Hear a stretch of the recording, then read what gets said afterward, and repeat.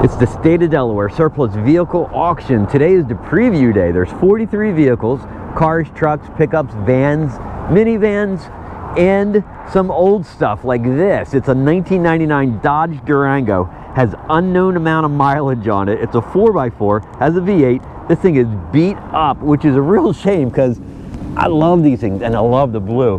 But you could see right away the paint is just torn apart, gouged on the side, all kinds of chips and scrapes on the edges. The inside is filthy, ripped apart. It's such a shame.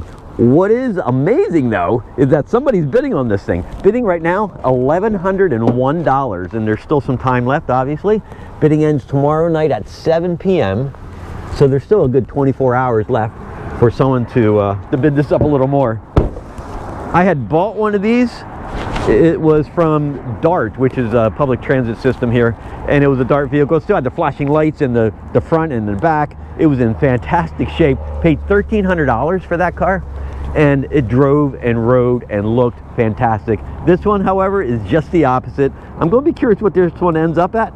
Lot number 420. How about another Durango, lot 401? It's a 2007, it's a 4x4. It's listed as having unknown mileage. It's got all kinds of little dings and scrapes, and that's all torn up over there. All along the side, you can see it's all dinged up and scraped up as well. Rust back here on the rear quarter. Probably the ugliest body style. You can look at the unpainted bumpers, just terrible. It's just really disappointing. And more rust there. Now, these are made right here in Delaware, about 20 miles from here. Newark assembly plant. Chrysler had a factory over there. Opened up in the early 50s. They made patent tanks when they first opened, and then sometime in 57 or so they started doing car production. These and the Aspens were the very last vehicles made at that factory, and you know what? The interior, holy crap, look how nice that is. That thing is clean, put together, cared for. A few marks up there on the headliner, not a big deal. And otherwise, I'm shocked. I'm really, really surprised. Inside, you probably get the ugliest dashboard. I mean, this is what Dodge was doing in the mid-2000s. And oh look, check it out. Can you see? 124,000 miles. Not as much as I was expecting, given how the exterior looks. Now, one of the cool things about this auction is that there is no auction fees, and all the cars are sold no reserve. So bidding on this one right now, $105, meaning that if you won this vehicle for $105, you're not paying any other fees, no other cost. There's no buyer fees, premiums, payment fees, none of those other things that the auctions usually charge you for. So you win this for $105, you pay $105, you're driving out the door. Whether this thing's drivable or not, I don't know. But regardless, this thing is still the ugliest Durango that you're ever going to find. And the condition shows it, the bidding shows it, but let's see where this one ends up. Here we have item 427. It's a 2016 Ford F-150. It's a 4x4. It's an XL trim, 107,000 miles. Bidding is at $3,300, and this thing is really, really clean. I mean, you can't see a whole lot with the white. It all kind of washes out. I see like a little door ding over here. The tailgate, the bumper, everything looks good. Inside the bed, doesn't look like it was used for a whole lot of work. What I'm seeing right here is some sticker shadows right here and some residue. You can see there was some line going all the way down here, probably all vinyl graphics. Inside looks just as nice as the outside, really sharp looking. I mean, it needs a good scrubbing and cleaning, and you kind of expect that with anything over here. But otherwise, if you're looking for a decent work truck, right now at $3,300, holy cow, this might be the buy of the auction. Under the hood, a 3.5 liter V6, and you know, it's the first time seeing one of these engines in this engine bay, and there is a ton of room all over the place. Easy to get to everything you need to do in here, except of course probably the water pump. You can expect that at this age and this miles on these engines. Seems like a really decent truck at a really nice price. Let's see where lot 427 ends up at the end of the day. And at the other end of the truck spectrum, we have an F350. It's a 4x4. It's a 2016. It's lot number 406. The miles are shocking on this one. 22,388. But you can see exactly what the issue is, man. This thing, and that is why. You see that cloud? This thing was stationed at one of the facilities here in the state of Delaware. Could be the DMV, could be an office building, and I'll guarantee it never left the parking lot. Its sole job and sole purpose was to clear it of snow and ice, which explains the miles. Rusty bed. Inside, I mean, 22,000 miles. What would you expect? And this is kind of matches that. Dirty, but you know, put together, tidy. It's a 350. It's a heavy-duty truck for sure. Comes with the plow, which is nice. Typically, you'd look under here and you look at all the joints and the body mounts and connectors and everything and be all rusty all to hell. And this one doesn't look like that at all. This is actually nicer than I expected. And you know, you can get a bed at a junkyard. The bed's not a big deal. A little ding on the tailgate, minor stuff. So bidding right now is at $11,660. And if that's the only issue, a rusty bed, well, someone's going to get themselves a deal, a steal. And maybe this is the new best buy here at the auction. And if you like minivans, there are 7 here, ranging between 2012, 2015. The highest mileage is 109. This one has the lowest at 73,000 miles. Bidding right now is at $2,300. This is an SE model. It has the 3.6 liter V6. I think they all did, frankly. This has a 6-speed transmission, of course, and you know, the stone go seats. You can see how functional, man, these things really are. I mean, there's so many good reasons to have a minivan. I just can't bring myself to it. My daughter tells me every time I come down here, I need to come home with one of these minivans. And she wants a white one. I don't see how it's going to happen. Especially when bidding on these cars, always reach full retail value. For instance, bidding right now is at $2,300. KBB says a trade-in value is between $3,000 and $3,900. A private party is between $4,900 and $6,600. I'll guarantee this thing is going to hit the $6,000 range. It's clean, it's nice, it's well put together, it's detailed. These are sent to the prison system, and the prisoners are coming out here. They clean up these cars and they get them looking good, smelling nice, get them cleaned up. Now, they don't do it with all of them, but with these minivans, they're always clean like this. One thing I noticed, though, is just how clean and shiny and nice these headlights are. And if I get down here, I mean, that looks brand new. The paint quality here on the front bumper doesn't seem to match the paint quality on the hood. I'm going to say this has been replaced. Looks like the grille is probably original to the vehicle as well. So it's probably just the bumper and the headlights. It doesn't bother me. Doesn't mean much. Overall, I'm just seeing like a little ding right here. Super simple, minor stuff. I bet a lot of that will buff out. Coming around to the tires, everything seems to look good. Lots of tread. I'm not seeing any damage on the back. The tailgate looks fine. The bumper looks good. You can still see some snow from last couple weeks. It's been snowing and cold and bitter out here. This one looks really nice, good condition. This is going to sell for a lot of money.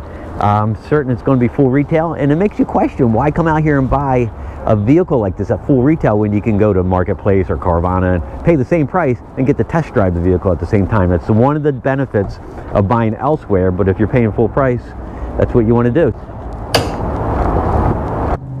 Item 409 is a 2014 Tahoe PPV. There's 5 third-gen Tahoes here. This is a PPV. You can tell by the black wheels, low-profile tires, the Eagle RSA tires as well. Has a lower ride height than the 4-wheel drive. This one is beat up a little bit, quite a bit actually. And look at the hood. Every single one of these Tahoes, it seems like I see, what is going on with the clear? Or is that right through the paint? I don't know if that is the car washes that they're using. Now you can see exactly why bidding is at $675 on this one. The tires are worn out. This frankly may be used as a driver trainer because of those tires. Whenever I see this, you know, they slick down a course and they set up a bunch of cones. So many times on those driver training courses, they'll use tires exactly like this. They'll use a model just like this, and it gets all scuffed up from hitting the barriers. This could be that type of vehicle, certainly not the one you want to buy. You can see where the outline is for the vinyl graphics. That went right down the side as well. Inside, strictly police quality interior, you know, the vinyl floors, no center console. These things, for being so heavy, I'm talking 5,400 pounds, these things handle way better than you may ever imagine. Has the vinyl back seat, but it had the partition in it. You can see the marks right in the headliner.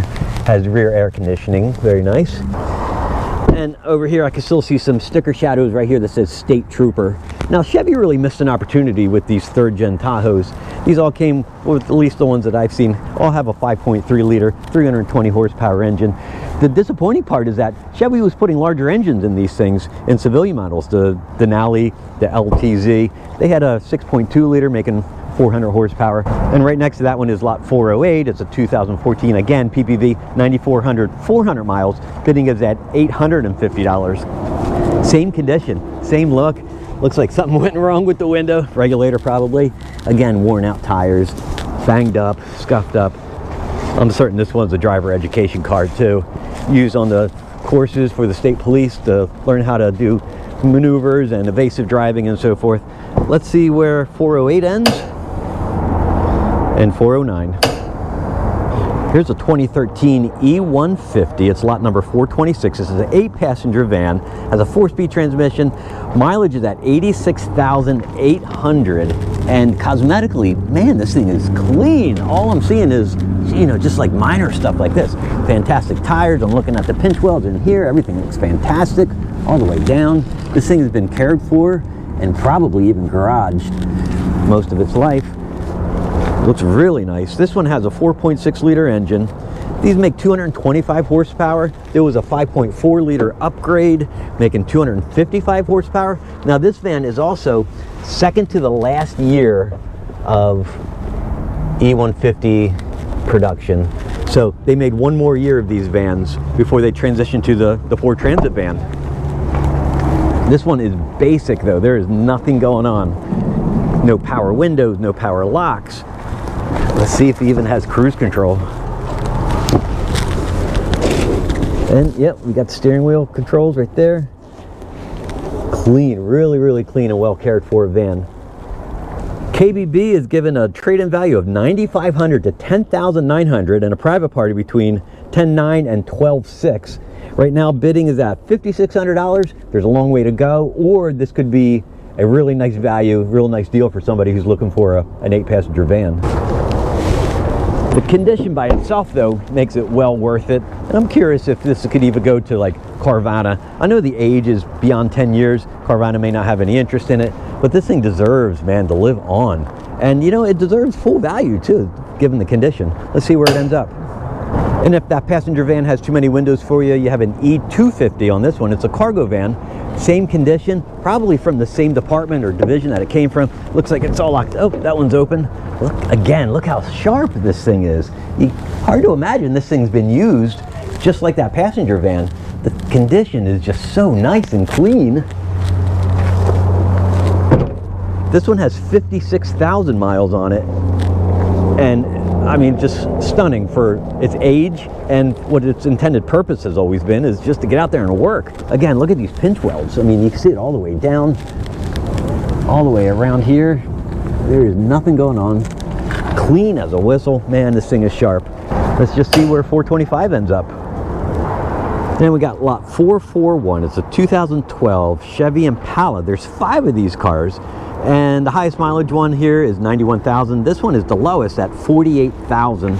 This is a PPV model, so it has all the police specific equipment. Well, it has the 3.6 liter V8, 302 horsepower, 28 miles to the gallon with this engine. Has a 170 amp alternator that you get with the PPV. And down here is a port down here for all your charging and all your police equipment. Gives you 100 amps down there, 140 mile per hour speedometer, 17-inch wheels. 0 to 60 on these things is said to be 7.6 seconds. Top speed is 149 miles per hour. Ironically, amongst all of that, these are used as driver education cars here in Delaware. They're stationed at all different high schools. You can see it would be like student driver right here. You see the sticker outlines. And they even keep the police wheels on these things. These are, these tires, man.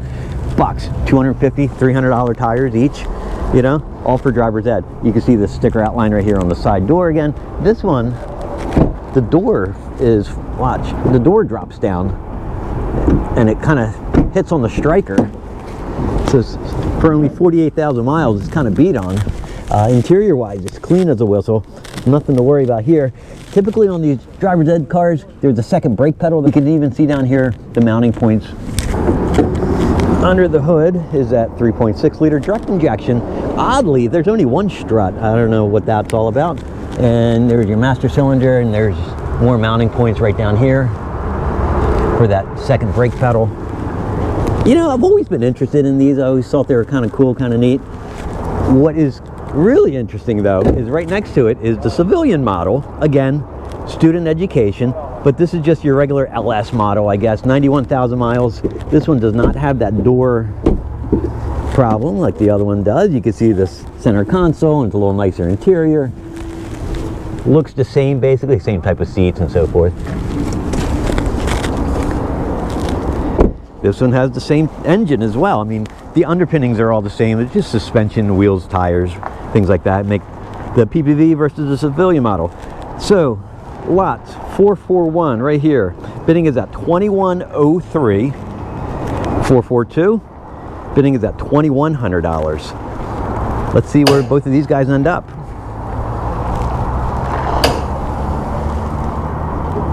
Lot 436 is a 4th gen Tahoe. This is a 2016. This came out 1 year prior, this generation. And also, Chevy got rid of the SSV designation on the 4-wheel drive models. You can see this is the 4-wheel drive in these tires. It's all checked and cracked. This also has transmission problems like every other 15 and 16 Tahoe that I've ever seen here. Here's your 4-wheel drive controls. This also has the 5.3 liter engine, but Chevy claims, they say, because it's direct injection, variable valve timing and cylinder deactivation, whatever, they got 355 horsepower. They got more power out of this, and 11% increase in gas mileage. And you can see some holes over there, and it's at the ABC pillar over there. You got your HVAC controls. Black, very nice. The shine looks really good. No center console, and if we look up on the hood, we can see it's just worn and beat. Again, just the clear is just scraped all away on this thing.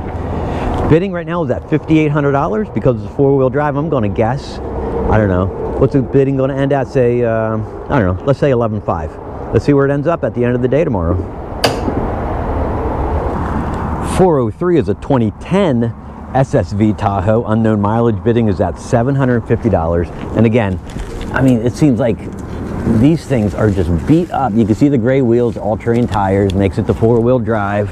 And looking down the side, tires look great. This side looks clean and nice, other than the clear peeling on the front.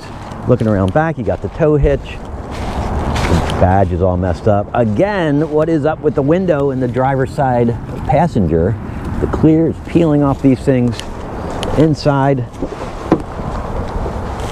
I mean, same as the PPV, I mean, identical. Now, one weird thing is that there would be a control panel here with a couple buttons that gives you extra functionality. It's already built into the car, but these PPVs and SSVs, they just didn't get it, the police models. It's a shame too, you could just pop that panel off and add the buttons from a civilian model, and you get all that functionality that you're missing out on. Now, 4-wheel drives always sell for more than a 2-wheel drive, but bidding's at $750. You know, is it the cosmetic issues? Is it the broken glass that's scaring people away? I don't know. Maybe somebody can walk away with a pretty good car at a pretty good price, and you know, and you can fix these things and still be on the upside of value. Right next to it is 402. It's a 2011 SSV, unknown mileage. Conditions nicer, tires look good. I don't see all the clear coat peeling. Bidding is at $1,500, and that is it for me. I enjoy you coming out here, enjoy sharing this with you. Hope you had a good time, as I always do whenever I come out here. I'll see you on the next video.